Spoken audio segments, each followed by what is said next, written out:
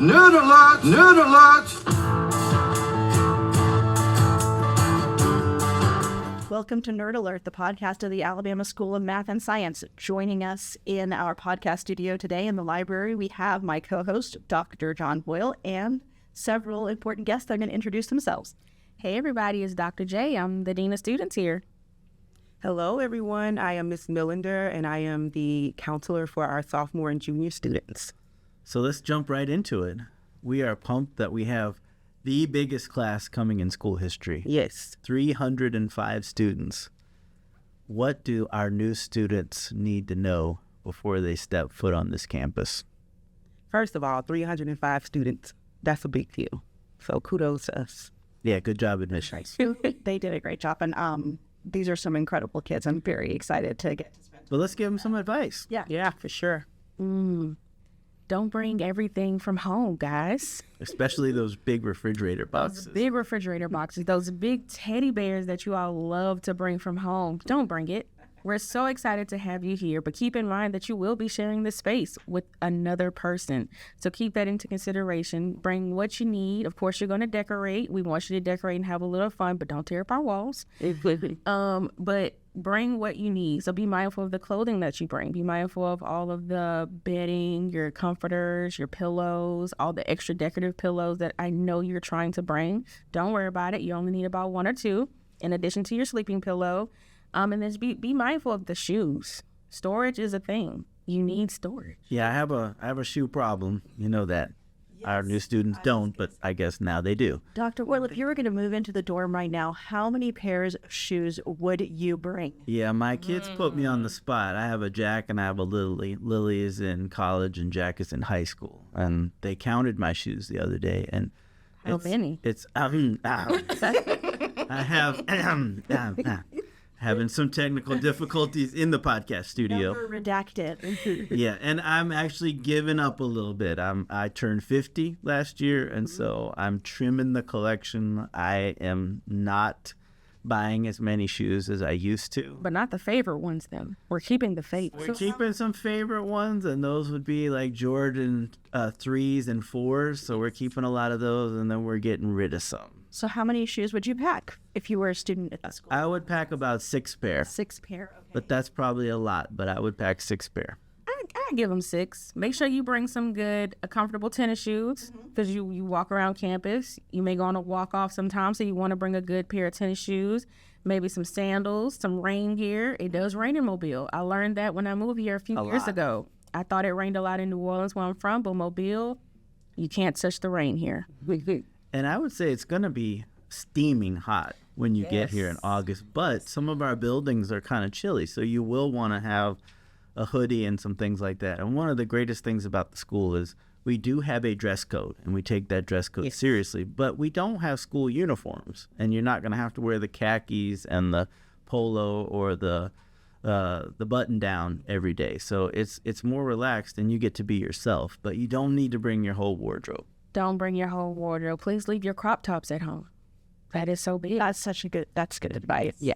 So what else do our students? Well, kids always are worried about their schedules. So let's bring Miss Katrina Millender into this.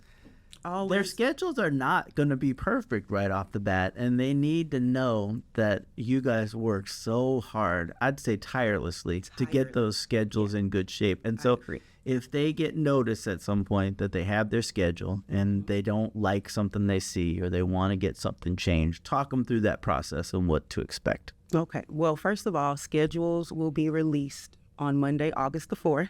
The schedules. Yes, the students all summer long, they worry about schedules. We think they're ready to get out of here, but they just want to know what schedules are going to look like.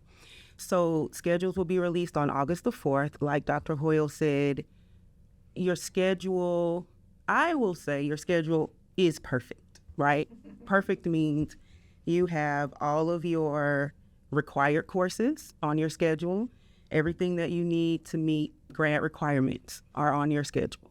And you have a few electives. Some you chose, some you didn't. But your schedule is complete, and if you do not make any changes to your schedule, you can graduate from ASMS as long as you pass these classes. in your senior year. There are a lot of moving parts. There are a lot of moving parts. However, there are going to be a lot of students who look at their schedule and say, what is Miss Millender talking about? My schedule isn't perfect, right? So on the first day of school, we have what we call drop ad.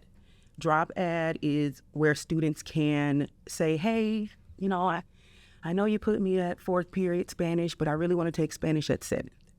If it's possible, I make it happen. And even though I think your schedule is perfect, I do everything in my power to make it happen.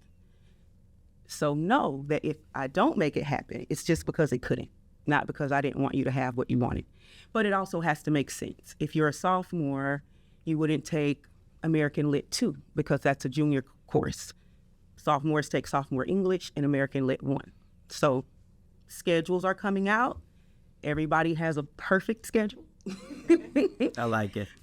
And it's such a good problem to have, in a way, if you can see it that way, because we have so many incredible classes here. Yes. So there are a lot of different ways your schedule can go. So kids try to see it as a good problem, And I would say work that schedule. Go to those classes on that first day. Don't spend your time outside of class trying to go to the counselors to try to get the schedule changed. Go to class, and then when you're free, then that's the time to go and see if you can change it. Well, there is a process. So the entire drop ad process is online. So students, even if you want to make changes, you are required to follow your original schedule until you receive notice that there have been changes. And you will receive notice. I email every student, whether I'm able to change it or not. I say, hey, couldn't change it, here's why. Or, hey, you did get your changes, start following your new schedule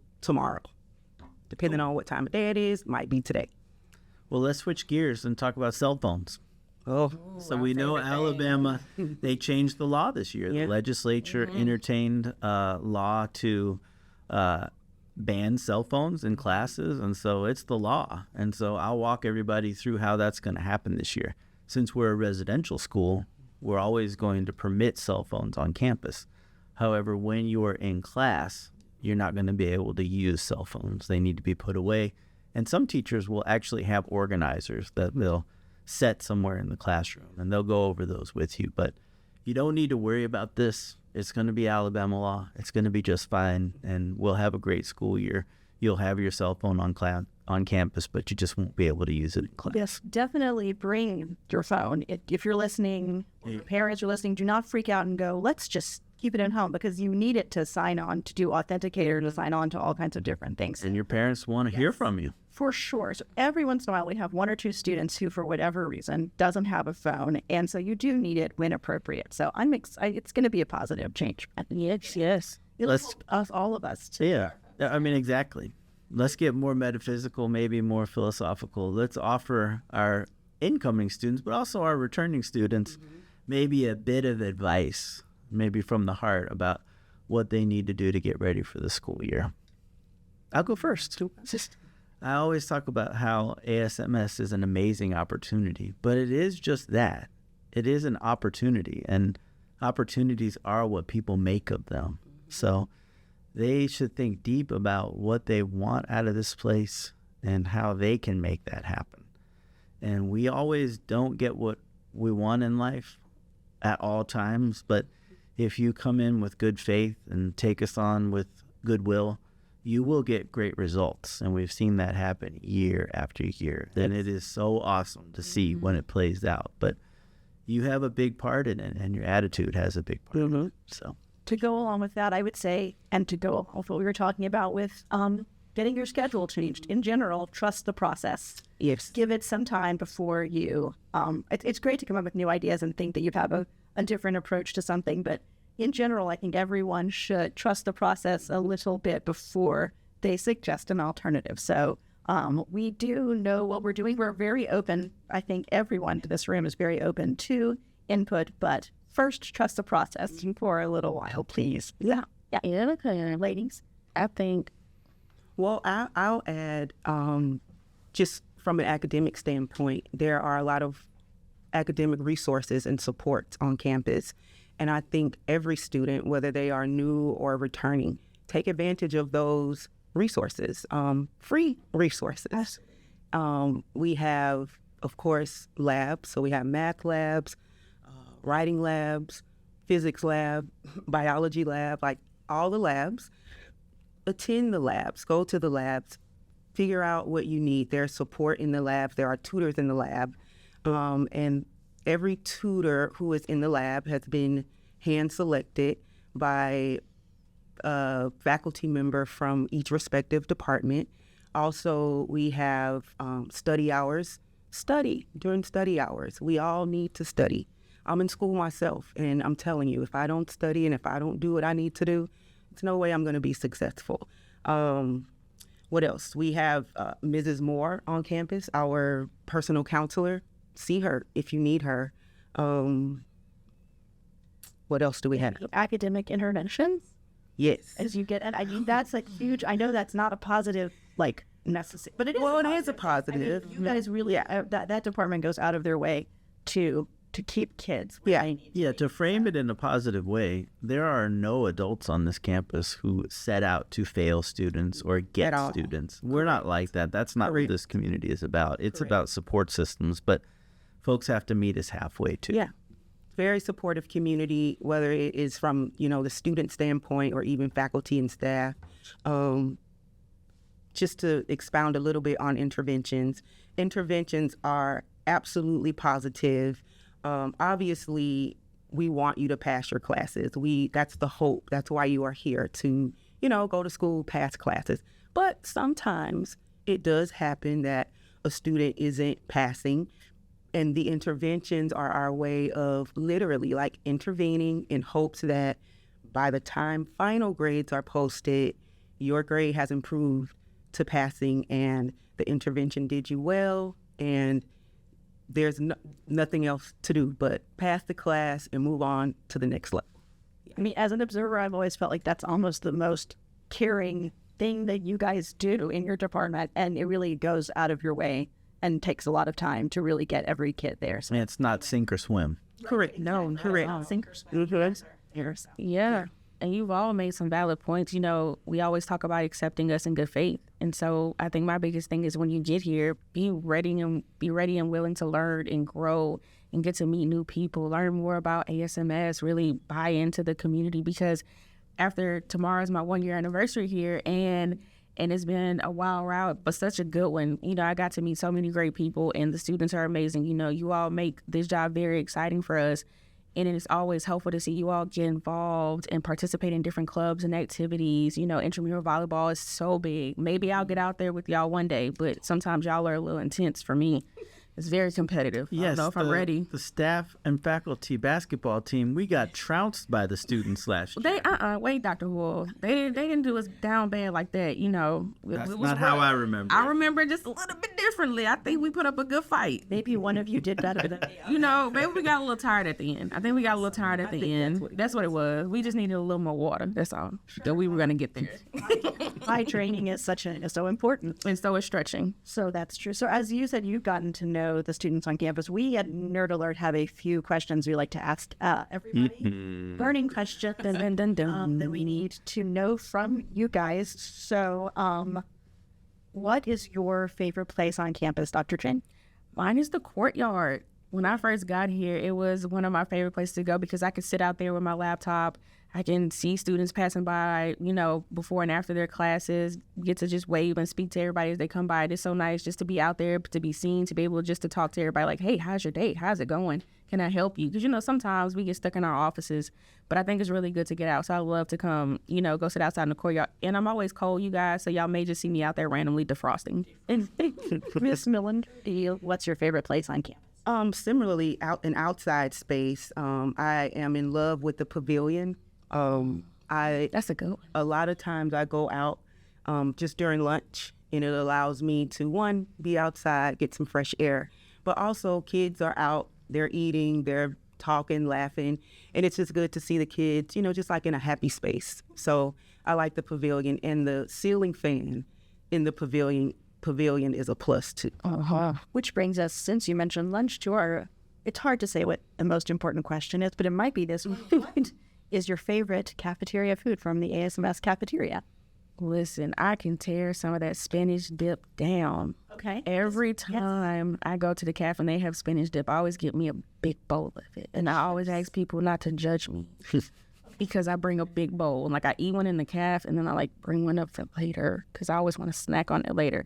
But the spinach dip it's top tier. It's top tier. I don't think I've ever had it. Oh, you got to try it this year. It's good. Oh my gosh. This is good information. I hope everyone's writing this down. Ms. Millender, favorite cafeteria food? My favorite, it might sound a little cliche, but it really is my favorite. They have grilled mixed vegetables. It's like zucchini, squash, Brussels sprouts.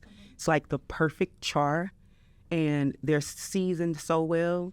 So I don't necessarily get extras for later, but they really do taste good, and I enjoy them when they have. Respectful of your office mates when you're storing Brussels sprouts. Yes. Yep. For sure. That's important. At the cafeteria, when they bring it with Brussels sprouts, they're good in a little chart. They are really delicious. Yeah. All right, I got the next question for All you. right. What is your favorite memory that's happened at ASMS? Okay. My favorite, I have a couple, but most favorite is our first niche celebration. That was cool. So cool. That was cool. So cool. I was lucky enough to be on the planning committee, so just seeing it from literally like nothing to something. It was so awesome seeing the kids, seeing faculty and staff just, have a good time and celebrate such just an awesome accomplishment. That was a beautiful memory. Which was what exactly? If you would like to just tell us what the niche celebration was, what were we celebrating? Oh, yes. We were celebrating being the #1 school in In the state of Alabama. State of Alabama. Yeah. Niche. Yes. Yes. I think mine would be the senior trip. I got to go on this year and chaperone because I got to see students in such a different element, and they got to see me in a different element, probably cry and scream on a ride, but I told them never to repeat anything that happened on that ride. I'm terrified of heights, guys. What was it, the Hulk? Did you ride the Hulk? It was the Velocicoaster. Oh, the Velocicoaster. Coaster.